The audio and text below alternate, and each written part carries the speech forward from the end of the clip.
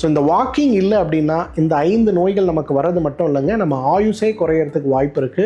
வாக்கிங்கே பண்ணலன்னா நமக்கு என்ன ஆகும்? அகைன் 5 பெரிய பிரச்சனைங்க. நம்பர் 1, உங்களோட ஹார்ட் ரொம்ப வீக் ஆக ஆரம்பிக்கும். பொதுவாக நடக்கிறவங்களுக்கு இதயம் பலமாகி ஆயுள் எப்படி அதிகமாகுதோ அதே போல நடக்காதவங்களுக்கு எந்த கெட்ட பழக்கம் இல்லைனாலும் ஹார்ட் அட்டாக் வர பாசிபிலிட்டி இருக்கு. நம்பர் 2, நீங்க வாக்கிங் போலனா உங்களுக்கு கிட்னி ஃபெயிலியர் வரதுக்கான பாசிபிலிட்டி, லிவர் ஃபெயிலியர் வரதுக்கான பாசிபிலிட்டி ரொம்ப ரொம்ப அதிகம். ஏன்னா ஸ்வெட்ல இருந்து வெளியில போகக்கூடிய டாக்ஸினை நடை தவிர வேற எதுவுமே வெளியில அனுப்ப முடியாது. ஸோ நீங்க walking போலனா prepare for the worst. 3வது, வெரி இம்பார்ட்டன்ட், உங்க தொப்பை குறையணும்னா நீங்க வாக்கிங் போலனா தொப்பை குறையும்.